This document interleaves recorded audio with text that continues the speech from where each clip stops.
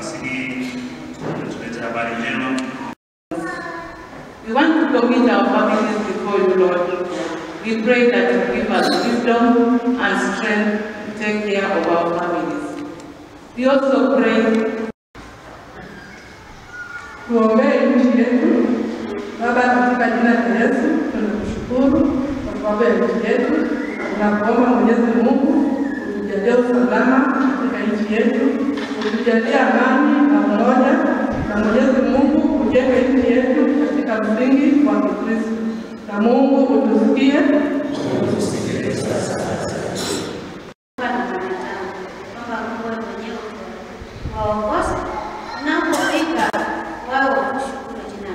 Pia sisi ni wasafiri wa jina lako. Tuweze kusikia neno likaweze kutujenga neno letu.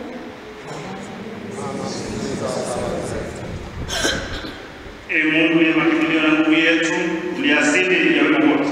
Sikilize sala za kanisa lako, tuyalie haya.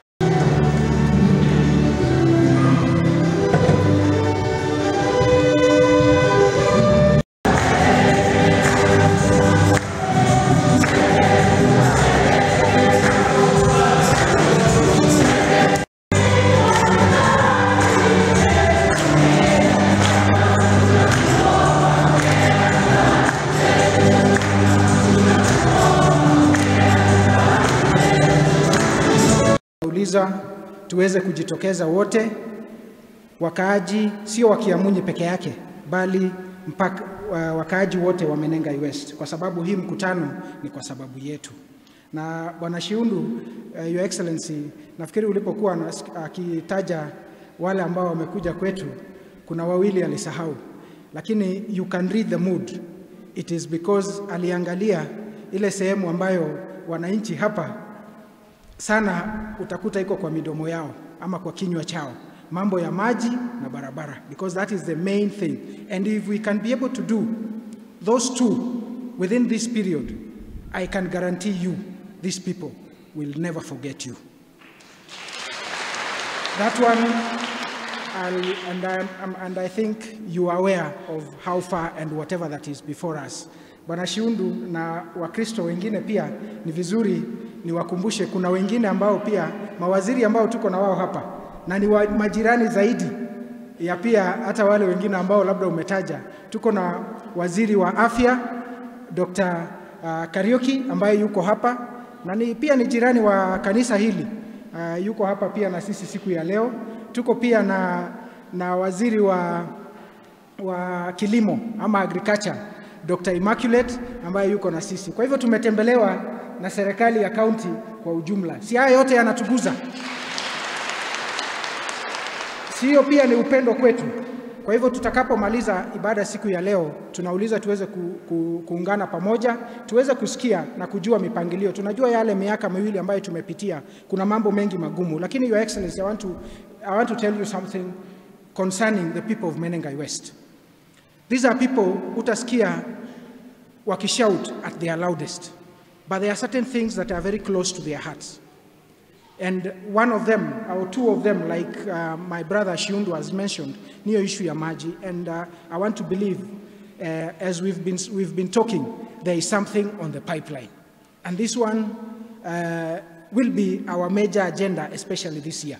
We want to really focus so that we can be able to deliver to these people, because that is the biggest cry. You know, there is one thing, Your Excellency, that I would also like to say. Wacha niguzie tu mambo ya maji. You know, there are two situations ya maji. Kuna situation where somebody hajawahi pata maji, but there is a situation yenye watu wamekuwa na maji, but inafika kiwango fulani, that commodity is taken away. That is very painful. And that is what these people are going through. Because there was a period that Menengai West and Kiamunyi in general imekuwa na maji, but ikafika wakati fulani it just ikawa imekatwa. And that is why you hear that is the main thing that is in the hearts and lips of these people.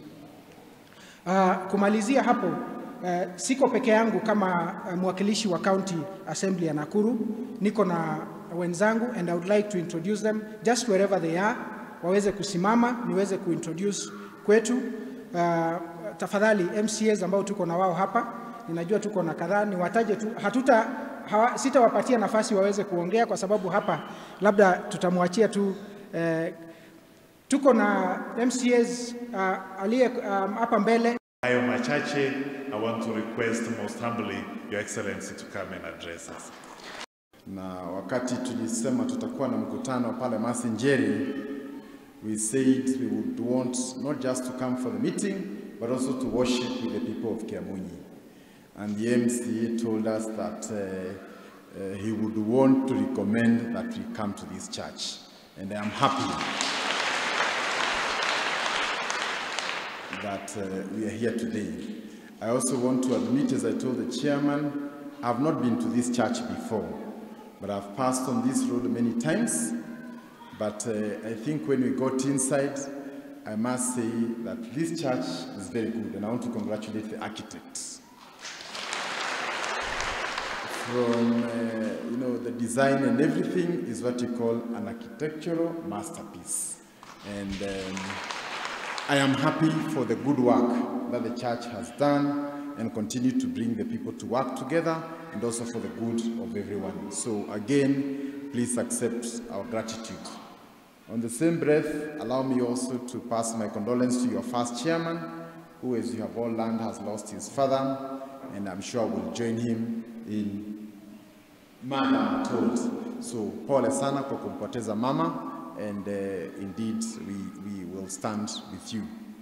So in a nutshell, ningetaka kusema leo tumekuja katika mkutano, tutakuwa naye saa 8, lakini hata hivyo tukasema tungetaka kuzungumza kidogo kwa kanisa, tushirikiane na Wakristo wenzetu, na haswa pia tuwashukuru, manake kama si kura zenyu na maombi yenyu hatungekuwa hapa.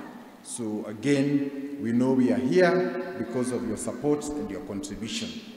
Lakini mambo ya Kiamunyi ni mambo tumekuwa tukizungumza katika cabinet yetu na pia katika county assembly. Na ya kwanza ni kwamba tunapojiandaa kupanga mji wetu kuwa a city, tunajiuliza every city must have its metropolitan area. And a metropolitan area refers to the areas that will later become part of the city. And when we look at Nakuru, Kiamunyi falls under what we call the metropolitan of Nakuru. Now, as we plan forward, we say that as we put our resources in Nakuru town, the government has availed specific resources for Nakuru town, but because Rongai and Kiamunyi, for that matter, is categorized as rural, we are not able to benefit from those urban funds because we are a rural constituency. And therefore, one of the issues we'll be discussing today is how we can incorporate parts of Kiamunyi and all the way up to Sobea, some of those areas, to become part of the metropolitan, so that we can start thinking about the sewer system, the water, the street lighting, and all those things that would make you to be part of the city of Nakuru. Are you ready for it? So that is the conversation we want to have this afternoon. And I know every time I am driving, when I'm going towards these sides of Kabarak, I always find very many trucks here, blue in color, saying clean water, ingine ni exhauster. We cannot be going to a city and we have water bowsers here, or exhausters. So we must think about how to bring clean water here, how to include our sewer system here, so that anybody who is building in their plot, the first thing you do is to do a septic tank. If you counted all the septic tanks around here in Rongai, or specifically here in Kiamunyi, I think that is too high, and that makes it very difficult for us to plan. So I think as a county, we want to see how we can include Kiamunyi to be part of our metropolis, so that also we can benefit from the urban funds that come to upgrade the city. Now, just for your own information, if you look at the area of London, there's a major road we are doing that goes all the way up to Milimani, inaenda inashikana na barabara ya kwenda Bahati. We are also doing similar things upande ya Kaptembwa, where we have a sewer and storm water projects, and many other things that are coming because those areas have already been categorized as part of the urban area. So again, we'll be requesting for your support, and I'm sure we'll be able to develop as we move forward. Allow me also to say quickly on the area of water. Mumeambiwa hapa our chief officer for water comes from this area. And I also want to remind him that charity must begin where? Isn't it? Because if our own CEO is carrying a jerrycan, then it will be very difficult for us to say that we can provide water to the people of here.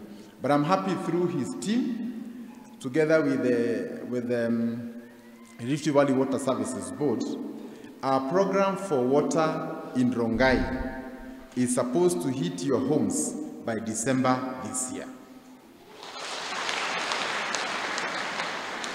So we are putting up a tank pale kwa prisons and the other one ambayo ilikuwa pale juu ya mlima so that we can start reticulating that water and so that it can get to your homes. So I think the issue of water is very critical, and I want also to request you, if you look at the investments you have made around Kiamunyi, some of your flats and apartments ambazo mumejenga, if you compare the value of your assets compared to the other side where there is water, your value is less than half of what the other sides are. We have sections where rent is almost 30, 40,000, and here, because of lack of water, we are not able to get the true value despite our proximity to town. So we will be having that conversation so that we can be able to explore the wealth that is here. Kwa mambo ya mabarabara, tutazungumza pale tu, lakini kwa sababu natambua si wote watakuja, I also wish to say that recently when we were discussing with the Kenya National Highways Authority, I had proposed that we connect this road from the interchange up to here, Kiamunyi. But when we send the engineers to come here and look at the corridor, the first thing we were told is that your corridor has been encroached. Now, encroached in a simple language means people have taken a meter into the road. The other one has taken another meter into the road. So a road that should ordinarily be 8 or 9 meters is now 5 meters. The vehicles cannot overtake. At night it becomes a security challenge. And I think more importantly, you are locking out investment that should otherwise be coming here. So again, our plea and our requests, because I can see all our senior citizens are here, the people who are in this area and who mean well for this place, we will be requesting you that please take your rightful positions, those who are on the road, so that we can get resources to put part of tarmac in this area of Kiamunyi. Because, as I said, the government does not allocate money for land acquisition in cases where the land already belongs. And when the subdivision was being done here, we have established that the road corridor that was left was 9 to 8 meters, which is sufficient. So, tafadhali, I know it is a difficult task, and as your governor, I would hate to send bulldozers to bring your walls down, and I will not do it. But if we will not build roads here, because a tarmac road must be very specific in size, it is because of that encroachment. And when I see some of you here, and I know what you can do in terms of organization, I will be requesting you to have your own moments, mutufungulie hizi corridors, and give us the challenge of converting these roads into better roads. Lastly, the roads are also connected with water. When we finally bring the water and we want to reticulate it down these sides, where are we going to put it? If where we should put is already in somebody's land and they have already fenced it, if we put the water outside that fence, eventually when that road will be done, we'll have to remove the pipes so that we can put them in the rightful place. So, Bwana Chairman, na viongozi wote wa kanisa, na viongozi pia wa community, I think this is a matter that will require for all of us to sit down and agree that for the community to move forward, there will be need for us to sit together. And we are saying this in recognition of the fact that we know we have very senior members of our society here. The other day I went for a pass-out parade at our military barracks, and half of the people are telling me that they have land here. Some of them actually reside here. And for that reason, we know there's a lot of pressure in Milimani, and the next Milimani is actually here in Kiamunyi. So give us the opportunity to serve you by cooperating so that we can be able to move forward. Lastly, as the priest said, sometimes we remember what has not been done, but not what has been done. I want to remind you, the residents of Kiamunyi, before we came to office, as you drove to town as you passed through Geoto, you had to navigate through smoke, sometimes through pigs and bad smell. And when we got to office, we said, this is not consistent with a new town. My first undertaking was to clean the Geoto place and to give it a better site. Have we done it? So also see the white paper, not just the dots. And I think that's what the priest was telling us today. That sometimes we focus on the dot or the black thing and forget the bigger picture. But more, the long and short of it is that we are committed towards making our county, our ward in this case for Menengai West, and all these places in Rongai with all the challenges that we have. We will work with Chibichi, who is our MCA for Pandea Soin. There are serious water challenges. There are big flower farms that have blocked some of our rivers, and our people have challenges of accessing water, especially in the month of January, February, and up to mid-March when there's no rain. And I think these are issues we'll be working together, and we call upon all of you to join us. Lastly, is also to request you as Christians, pray for your leaders. Because I know, and I've been there, leading 2.4 million people for the president, 40 million people is never easy. And even for your MCA, with a whole ward, and with different interests, with different people with different ideas, but I think the long and short of it is that God will guide Nakuru and will be proud of the work that we have done. So I want to end it there. Na niseme asante wote, watu wa Kiamunyi, na wale ambao mtapata nafasi ya kuungana na sisi saa 8, tunawakaribisha ili tuweze kuendeleza kaunti yetu na pia ward yetu. Asante na Mungu awabariki.